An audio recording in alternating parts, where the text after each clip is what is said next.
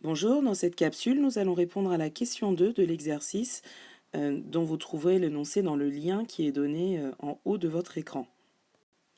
Dans cette question, nous devons donner un encadrement d'amplitude 10 puissance moins 2 de la solution alpha de l'équation f de x égale 0.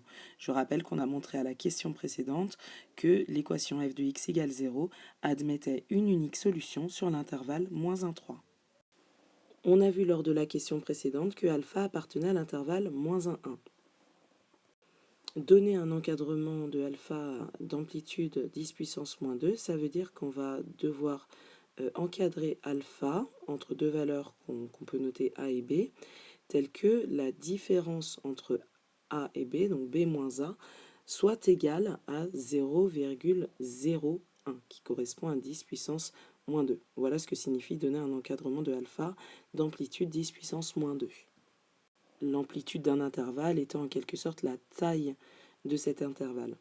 Comme cet encadrement est assez précis, on n'a pas vraiment d'idée entre moins 1 et 1 de la valeur de alpha, donc nous allons y aller pas à pas.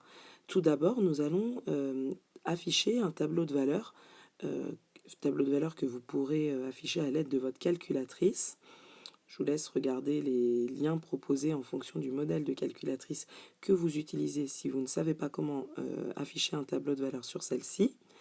Donc tout d'abord, nous allons afficher un tableau de valeurs de f avec un pas de 0,5, c'est-à-dire que les antécédents vont augmenter de 0,5 en 0,5. Et ce tableau de valeurs, vous allez l'afficher sur l'intervalle moins 1, 1. On obtient le tableau de valeurs suivant. On constate que les images augmentent quand les valeurs de x augmentent, ce qui est normal puisque la fonction est strictement croissante sur cet intervalle. Et nous, on veut trouver le nombre de solutions de l'équation f de x égale 0. Donc, il faut voir quand est-ce que les images vont passer du signe négatif au signe positif. On constate que f de 0 vaut moins 2, f de 0,5 vaut 2. Donc, la solution alpha va se trouver entre 0 et 0,5, puisque on cherche à avoir une image qui vaut 0. Elle sera forcément entre moins 2 et 2. Cela nous a permis d'avoir un encadrement un peu plus précis de cette solution, comprise du coup entre 0 et 0,5.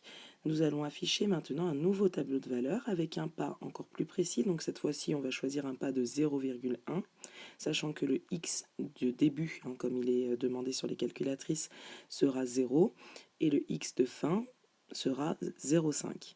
On affiche le tableau de valeurs. Voilà, les images augmentent. Toujours la fonction strictement croissante sur cet intervalle, et on va regarder quand est-ce que on a une image, la dernière image négative, et quand est-ce qu'on a la première image positive, pour avoir le 0 compris entre ces deux valeurs. Voilà, donc alpha, on peut donner un encadrement plus précis de alpha qui sera compris entre 0,1 et 0,2. C'est un encadrement d'amplitude 0,1, puisque la différence entre 0,2 et 0,1, c'est 0,1. Il nous faut donc avoir un encadrement encore plus précis, donc nous allons afficher un nouveau tableau de valeurs, cette fois-ci avec un pas encore plus petit, donc on va choisir un pas de 0,01, puisqu'on nous demande un encadrement d'amplitude 10 puissance moins 2, 10 puissance moins 2 c'est égal à 0,01. Voilà, affichons ce tableau de valeurs à l'aide de la calculatrice, en mettant bien les paramètres x début 0,1, x fin 0,2, puisqu'on sait qu'alpha est compris entre ces deux valeurs, et le pas 0,01. On obtient le tableau de valeurs suivant, et on constate que le 0 est compris, le 0 donc je parle de l'image, est compris entre moins 0,031 environ et 0,056. Donc alpha va être compris entre 0,19 et 0,2. Pour le prouver sur une copie, il suffirait de noter l'image de 0,19, f de 0,19, ou du moins une valeur approchée de cette image, est environ égale à moins 0,031. On note que c'est inférieur à 0.